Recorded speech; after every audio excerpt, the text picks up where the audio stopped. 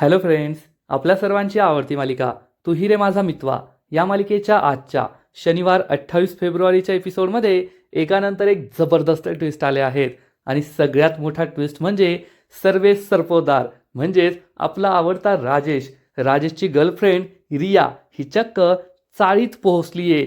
आणि तिला पाहून राजेश लपून बसला, पण ही रिया चक्क अंजलीला भेटली आणि अंजलीला तिने विचारलं, तुम्हाला माहितीये का सर्वेश सरपोतदार कोठे राहतो? आता अंजलीला तर माहित नाहीये की राजेशने आपलं नाव सर्वेश सरपोतदार ठेवलंय. त्यामुळे अंजली म्हणाली, नाही मला माहित नाही. पण तेवढ्यात अंजलीला आठवलं, ही तर तीच मुलगी आहे ज्या मुलीबरोबर राजेश गाडीत चाळीमध्ये आला होता आणि आपल्याला सांगितलं होतं की या मुलीच्या बहिणीने आत्महत्येचा प्रयत्न केला, तिला शोधण्यासाठी मी रात्रभर घराबाहेर होतो. आणि मग अंजलीने तिला विचारलंय की तुमच्या बहिणीने आत्महत्या केली का? तेव्हा रिया म्हणाली, नाही मला तर बहीणच नाहीये. म्हणजे राजेश खोटं बोलला हे अंजलीला समजलंय. आणि या रियाने सुद्धा अंजली आणि राजेशच्या खोलीमध्ये या दोघांचा फोटो पाहिलाय. त्यामुळे रियाला सुद्धा समजलंय की राजेश खोटारडा आहे आणि राजेशचं लग्न झालंय, त्याची बायको प्रेग्नेंट आहे. म्हणजे आता राजेशचे दिवस भरलेत.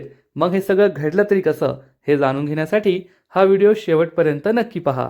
फ्रेंड्स, आजच्या एपिसोडच्या सुरुवातीलाच शिर्के आणि अर्णव हे दोघे ऑफिसला जायला निघतात आणि अर्णव हा गाडीत बसणार इतक्यात शिर्केला दैनिक लोकवार्ता या न्यूजपेपरमधून कॉल येतो. शिर्के फोन उचलतो तर तिकडून माणूस सांगतो की आम्हाला अर्णव राजे शिर्के यांची बायको ईश्वरी अर्णव राजे शिर्के यांनी कमिटमेंट दिली आहे की पुढील 7 दिवस तुमच्या स्वास्तिक फॅशनची ॲड आमच्या फर्स्ट पेजवर चालणार आहे, ती सुद्धा फुल पेज ॲड.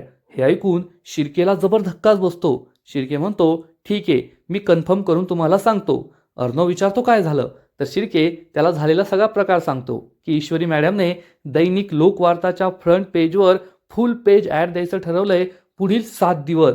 हे ऐकून अर्णवला सुद्धा जबर धक्काच बसतो. अर्णव विचारतो व्हॉट? तर शिर्के म्हणतो, हो त्यांनी तर मला हेच सांगितलंय. अर्णव विचार करतो, ईश्वरीनं असं का केलं असेल आणि तेही मला न विचारता. आणि तो ईश्वरीला हे विचारायचं ठरवतो. आणि इकडे राजेश अंजली त्यांच्या खोलीत असतात. राजेश किचनमध्ये काहीतरी करत असतो आणि अंजली फरशी पुसण्यासाठी पोछा घेऊन येते आणि ती पोछा लावणार. इतक्यात राजेश तिला विचारतो, अंजली हे काय करतेस तू? तुला त्रास होईल, तू नको करू. पण अंजली ही खाली बसते आणि पोछा लावण्याचा प्रयत्न करते. परंतु खाली बसताच तिची कंबर दुखते, गुडघे दुखतात आणि पोछा लावताना तिला खूप त्रास होतो. आणि हे पाहून राजेश मात्र चांगलाच खुश होतो. या बाईला जितका जास्त त्रास होईल तितक्या लवकर मी अर्णवच्या बंगल्यात जाऊ शकेल, म्हणून तिला त्रास व्हायलाच हवा असा विचार तो करतो. पण शेवटी अंजलीसमोर मी चांगला नवरा आहे हे सुद्धा त्याला सिद्ध करायचं आहे. त्यामुळे राजेश हा लगेचच अंजलीजवळ येतो आणि म्हणतो, नाही नाही तू हे नाही करायचं, चल उठ बरं. असं म्हणून तो अंजलीला उठवतो आणि म्हणतो, अंजली तू हा पोछा नाही मारायचा, पोछा मी मारणार. तर अंजली म्हणते, नाही मी मारणार. राजेश चिडतो आणि म्हणतो, मला आहे ना त्या अर्णवचा खूप राग येतोय. त्या अर्णवने स्वतःच्या बायकोसाठी तर नोकरांची फौज उभी केली असेल आणि येथे माझी बायको चाळीमध्ये इतके वाईट दिवस काढतीये, इतका त्रास सहन करतीये. तर अंजली म्हणते, जाऊ द्या हो, ज्याचे त्याचे कर्म त्याच्यापाशी. आणि माझा तुमच्यावर पूर्ण विश्वास आहे, तुम्ही सुद्धा मला त्रास नाही होऊ देणार. पण मीच फरशी पुसते. राजेश म्हणतो, नाही अंजली फरशी मी पुसणार, माझ्यामुळे तुझ्यावर हे दिवस आले आहेत ना, फरशी मी पुसणार. तू गरोदर आहेस, तुला या सगळ्याचा त्रास होईल.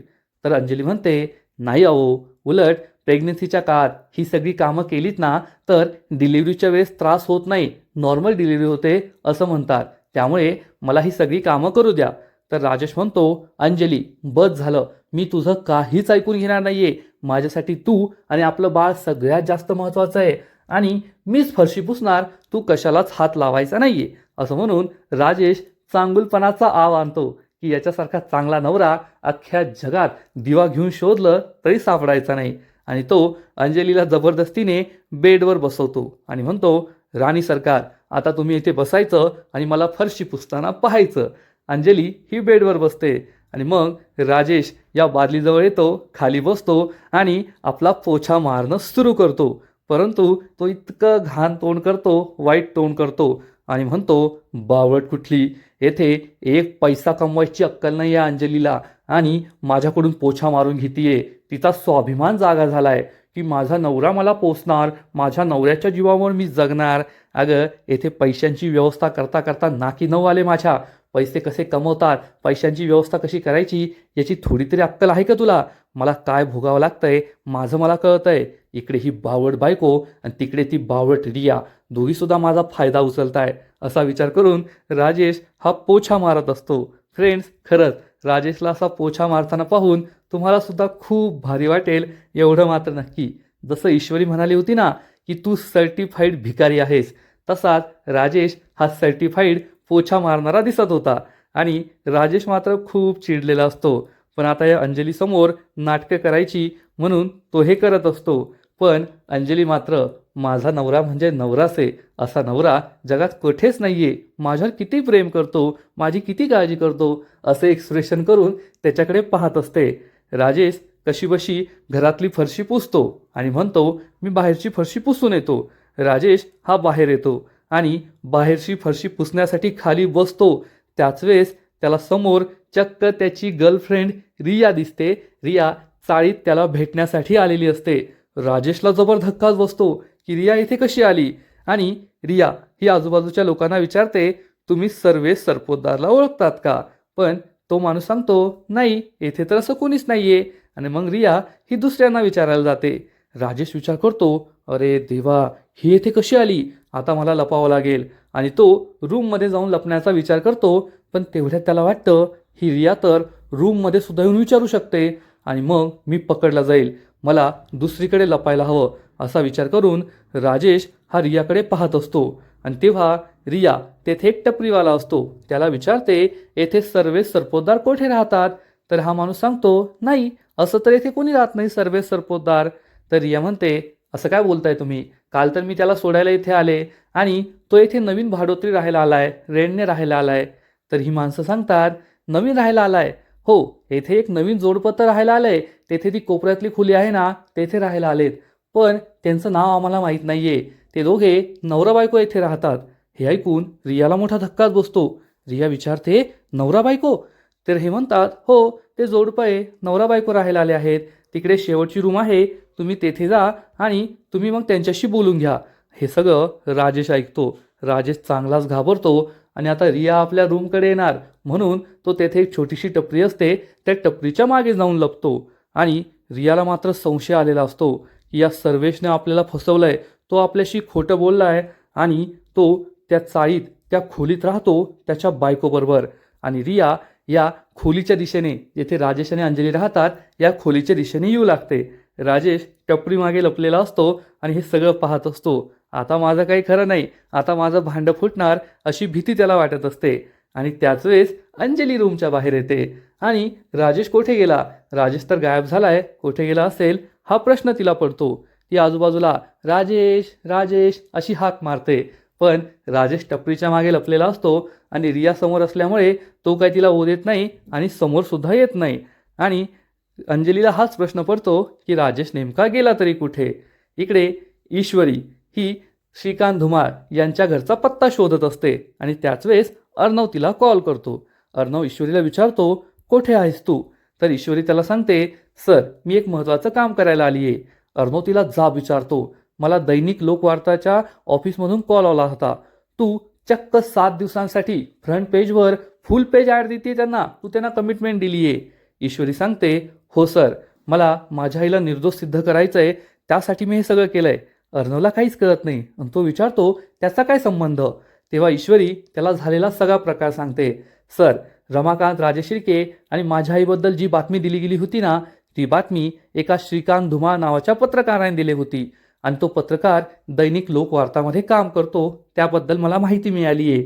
आणि मग ईश्वरी झालेला सगळा प्रकार सांगते की काल जेव्हा ती दैनिक लोकवार्ताच्या ऑफिसमध्ये गेली तेव्हा या श्रीकांत धुमाळने तिला खरी ओळख सांगितली नाही आणि श्रीकांत धुमाळ 1 महिना सुट्टीवर आहेत त्यांच्या मुलीच्या लग्नासाठी असं खोटं सांगून तो तेथून पळून गेला. आणि मी आता त्याचा पत्ता मिळवला आहे आणि त्याचा पत्ता मिळवण्यासाठीच मी त्यांना खोटी कमिटमेंट दिली, ही आयडिया केली, असं ईश्वरी अर्णवला सांगते.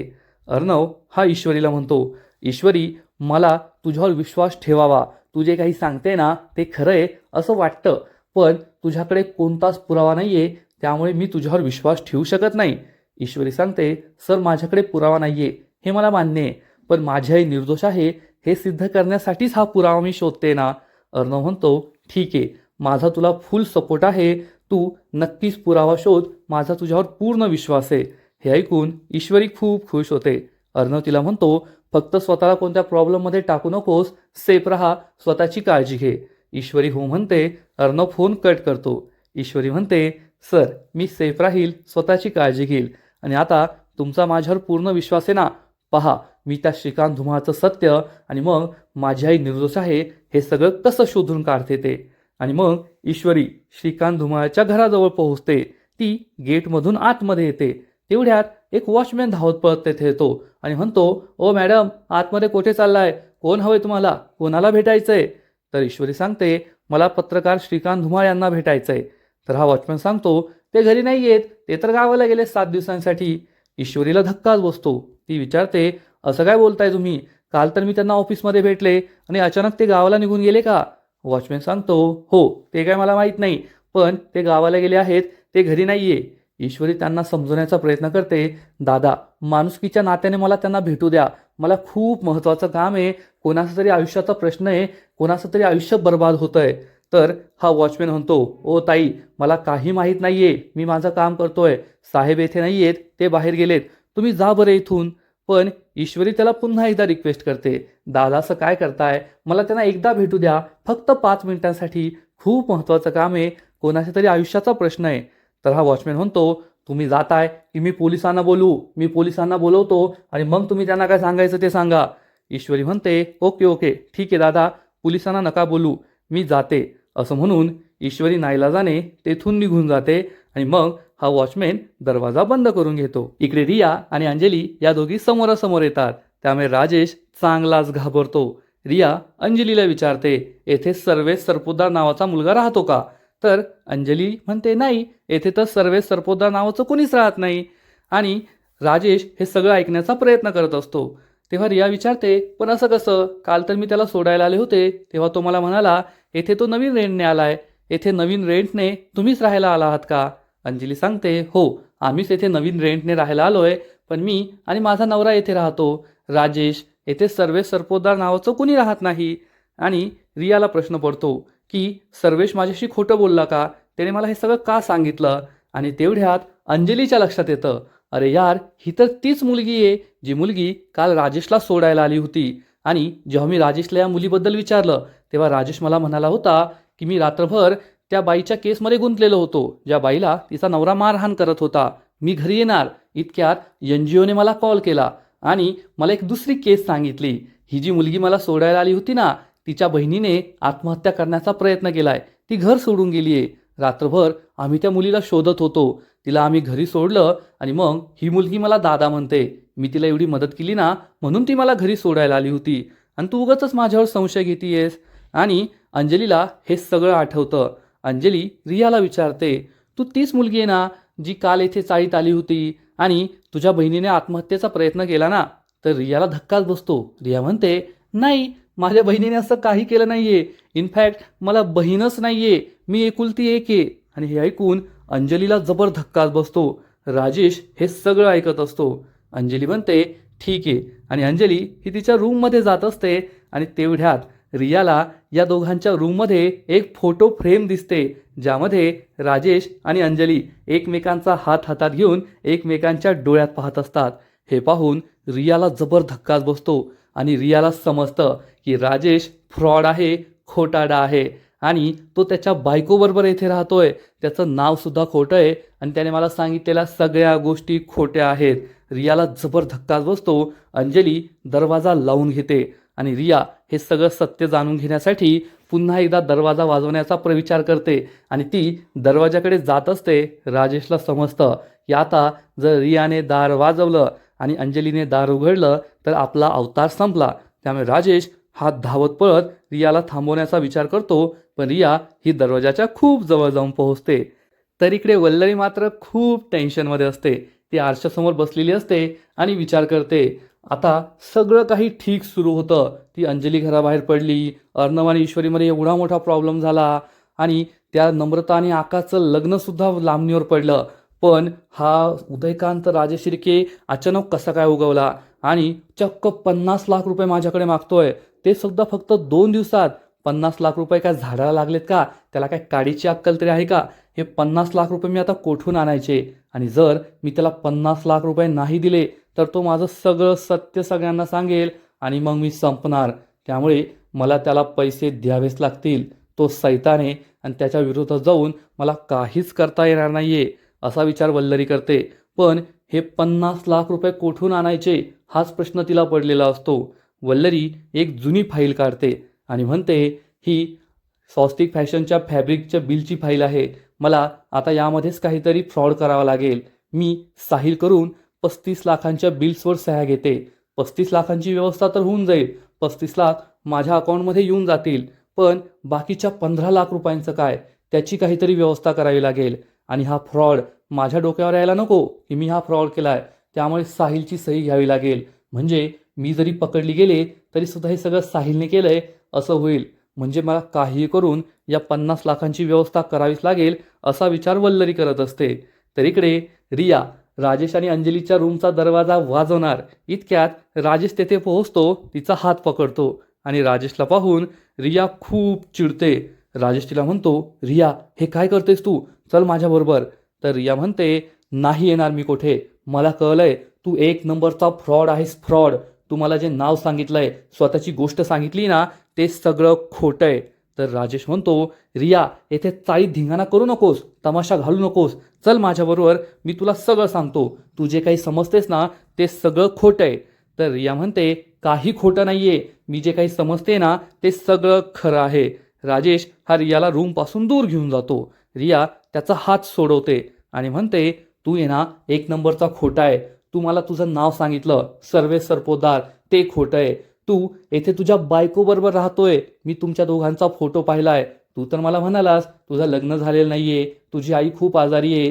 पण तू माझ्याकडून पैसे उकळतोय आणि येथे या मुलीबरोबर मजा मारतोय. तुझी बायको प्रेग्नेंट आहे, तू बाप होणार आहे. तर राजेश हा चक्क रियासमोर हात जोडतो आणि म्हणतो, रिया तुला काय बोलायचं ते बोल, पण असं बोलू नकोस. माझ्यावर हे खोटे आरोप लावू नकोस. तुला माहितीये का ती मुलगी कोण आहे? ती माझी बायको नाहीये, ती माझी बहीण आहे, बहीण. हे ऐकून रियाला मोठा धक्काच बसतो. तर रिया चिडून म्हणते, ए खोटं बोलू नकोस, ती तुझी बहीण आहे म्हणे. तू तर म्हणाला होतास की तुला बहीण वगैरे कुणीच नाहीये, मग ही बहीण कुठून उगवली? तर राजेश म्हणतो, ती उगवली नाहीये, ती लहानपणापासून माझ्या बरोबरच आहे. फक्त ती येथे नाही राहत, ती गावाकडे राहते आणि ती माझ्या भाऊजीबरोबर राहते, तिच्या नवऱ्याबरोबर. पण आता ती गरोदर आहे, काही दिवसात तिची डिलिव्हरी होणार, म्हणून माझ्या भाऊजीने तिला हाकलून दिलंय, माझ्याकडे इकडे पाठवून दिलं.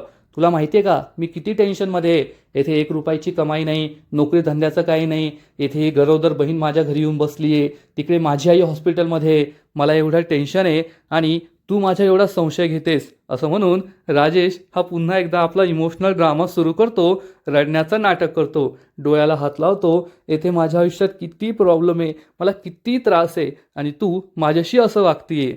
आणि मग रियाला सुद्धा हे सगळं पटतं. म्हणजे रिया ही अंजलीपेक्षा सुद्धा जास्त बावळट आहे आणि रियाला हे सगळं खरं वाटतं.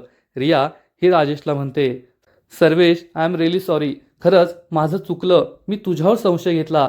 तू किती चांगला मुलगा आहेस. असं म्हणून ती राजेशच्या गालावर हात ठेवते. राजेश चांगलाच खुश होतो आणि रिया त्याला म्हणते, तुला पैशांची गरज आहे ना, मी आता तुला थोडे पैसे ट्रान्सफर करते. तर राजेश म्हणतो, नाही नाही, मला तुझे पैसे नकोय. परत मला म्हणशील की माझ्याकडून पैसे घेतोय, मला फसवतोय, दुसऱ्या मुलीबरोबर मजा मारतोय, मला नकोय तुझे पैसे.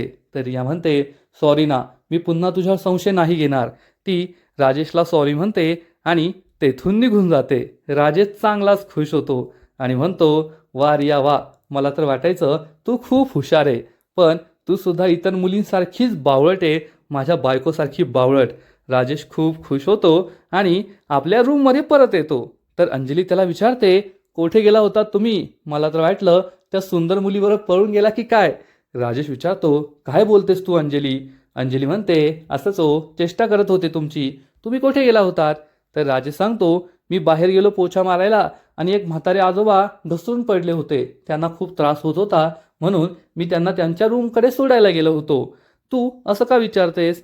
तर अंजली सांगते, नाही हो, कोणती तरी मुलगी आली होती, सर्वे सरपोतदारला शोधत शोधत. येथे राहतात का असं विचारत होती. मला हेच कळत नाही, लोक चुकीच्या पत्त्यावर कसे जातात आणि काही पण प्रश्न विचारतात. राजेश म्हणतो, हो ना, चुकीच्या पत्त्यावर सर्वे सरपोतदार असं तर येथे कोणीच राहत नाही, येथे तर आपण दोघेच राहतो. राजेश सुद्धा हसतो आणि अंजली सुद्धा स्माईल करते आणि मग अंजली तिची कामं करू लागते आणि राजेश विचार करतो, आज मरता मरता वाचलोय, आता या रियाचा काहीतरी बंदोबस्त करावाच लागेल असा विचार त्याच्या मनात येतो. इकडे वल्लरी सुद्धा 50 लाख रुपयांचा काहीतरी बंदोबस्त करावा लागेल याचा विचार करत असते. आता 35 लाखांची व्यवस्था तर होईल, त्यासाठी मला स्वस्तिक फॅशनच्या नावाने जुनी फॅब्रिकची बिलं शोधून काढावी लागतील आणि फ्रॉड करावा लागेल असा विचार ती करत असते आणि या फाईलमध्ये जुनी बिलं शोधत असते. आणि तेवढ्यात तिला सैतानचा कॉल येतो, म्हणजे उदयकांतचा कॉल येतो आणि ती चिडून म्हणते, हा उदयकांत का मला पुन्हा पुन्हा कॉल करतोय? 50 लाख रुपये का झाडावर लागलेत का? 50 लाख रुपये जमवून यायला एवढं सोपं वाटतंय का? मूर्ख कुठला, पुन्हा पुन्हा कॉल करून मला त्रास देतोय. आणि वल्लरी त्याचा फोन कट करते, फोन उचलत नाही आणि जुनी बिलं पुन्हा शोधू लागते. इकडे ईश्वरी आपल्या घरी आलेली असते माहेरी आणि सुप्रियाला झालेला सगळा प्रकार सांगते. तो श्रीकांत धुमाळ मला फसवतोय, मला काही भेटत नाहीये. त्यामुळे सुप्रिया खूप दुःखी होते आणि म्हणते, हे सगळं माझ्याबरोबरच का घडतंय मला कळतच नाहीये. आधी तर त्या बाईने मला फसवलं, माझं संपूर्ण आयुष्य बर्बाद केलं. मी कशी तरी सावरत होते तर माझ्या मुलीच्या संसारावरती सावली पडली, तिचा संसार सुद्धा मोडण्यावर आहे. मग मला ती बाई इतक्या वर्षानंतर सापडली तर ती माझ्या हातातून निसटली. मग मी तिचं स्केच बनवून घेतलं तर ते स्केच सुद्धा मला मिळालं नाही. तो स्केच आर्टिस्ट सुद्धा गायब झाला, त्याला मी पुन्हा पुन्हा कॉल करतेय तर तो सुद्धा मला भेटत नाहीये. आणि मग एक छोटा आशेचा किरण सापडला होता.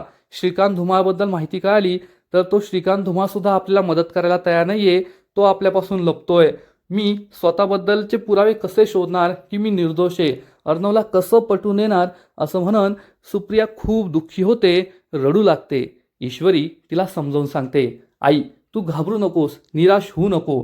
आपल्यासाठी एक दरवाजा बंद झालाय ना, पण असे 1000 दरवाजे उघडतील. आणि मी त्या श्रीकांत धुमाळला सोडणार नाहीये, तो माझ्यापासून लपतोय याचा अर्थ नक्कीच त्यानेच हे सगळं काही केलंय आणि तो आपल्यापासून काहीतरी लपवण्याचा प्रयत्न करतोय. पण तो पाताळात जरी लपला ना तरी मी त्याला शोधून काढेल, कारण मी कोणाची उधारी ठेवत सुद्धा नाही आणि कोणाला दिलेली उधारी सोडून सुद्धा देत नाही.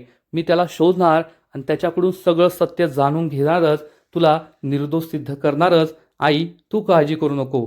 हे ऐकून सुप्रियाला सुद्धा बळ मिळतं आणि ईश्वरीने ठरवलेलं असतं की आता काही झालं तरी ती या श्रीकांत धुमाळला शोधून काढणार, त्याच्याकडून सत्य जाणून घेणारच. ती सुप्रियाला जवळ घेते आणि ठाम निश्चय करते. आणि आजचा एपिसोड येथेच संपतो. फ्रेंड्स, तू ही रे माझा मित्वा या मालिकेचा आजचा एपिसोड खूप भारी होता. रिया आणि अंजली या दोघींमध्ये राजेशचं चांगलं सँडविच झालं आणि राजेश खरंच मरता मरता वाचलाय. पण लवकरच त्याचं सत्य अंजली समोर येईल एवढं मात्र नक्की. आजचा एपिसोड तर भारी होता, पण या मालिकेचा पुढील एपिसोड आणखीन भारी असणारे, आणखीन मोठा ट्विस्ट या मालिकेत येणारे. मग नेमकं घडणार तरी काय? तर फ्रेंड्स, पुढील एपिसोडमध्ये आपण पाहू की उदयकांत राजेश शिर्के वल्लरीला भेटायला बोलवणार. या दोघांची भेट होईल तेव्हा उदयकांत पुन्हा एकदा वल्लरीला धमकी देणार की तुझ्याकडे फक्त 2 दिवस आहेत, 2 दिवसात मला जर 50 लाख रुपये नाही मिळाले तर मी माझ्या लाडक्या पुतण्याला अर्णवला जाऊन सांगेल की तू त्या श्रीकांत धुमाळबरोबर मिळून काय प्लॅन बनवला होता आणि त्याच्या बापाला कसं बदनाम केलं होतं, त्या मुलीचं आयुष्य कसं बर्बाद केलं होतं. मग तू स्वतः कशी बर्बाद होशील ना हे पाहतच राहा. हे ऐकून वल्लरी चांगलीच घाबरणार, तिची टरकणार. तर दुसरीकडे ईश्वरी या श्रीकांत धुमाळचं सगळं सत्य अर्णवला सांगणार आणि मग हे दोघे मिळून श्रीकांत धुमाळला कॉल करतील आणि त्याला धमकी देतील की तू 20 वर्षांपूर्वी जी खोटी बातमी दिली होती आणि रमाकांत राजशिर्के आणि त्या बाईचं आयुष्य बर्बाद केलं होतं, त्या बाईची मुलगी बोलते मी आणि मला तुझ्याकडून सगळं सत्य जाणून घ्यायचंय. श्रीकांत चांगलाच घाबरणार. अर्णव म्हणेल, तुला जेवढे पैसे हवे असतील तेवढे पैसे तुला मिळतील, पण मला या प्रकरणाचं सगळं सत्य जाणून घ्यायचंय. श्रीकांत धुमाळ चांगलाच घाबरणार. मग आता अर्णवने त्याला लालच दिलंय. श्रीकांत धुमाळ या लालचमध्ये येणार का? पैशांच्या बदलात वल्लरीचं सगळं सत्य अर्णव आणि ईश्वरीला सांगणार का? हे सगळं पाहणं खूप इंटरेस्टिंग असणार आहे. तर फ्रेंड्स, तुम्हाला सुद्धा तू ही रे माझा मितवा ही मालिका आवडते का? नक्कीच कमेंट करून सांगा. आणि या मालिकेचे असेच नवीन नवीन अपडेट्स सर्वात आधी जाणून घेण्यासाठी व्हिडिओला लाईक करा, शेअर करा, चॅनलला सबस्क्राईब करून बेल आयकॉनवर क्लिक करा. म्हणजे या मालिकेचे नवीन नवीन एपिसोड तुम्हाला सर्वात आधी पाहायला मिळतील. खूप खूप खूप धन्यवाद.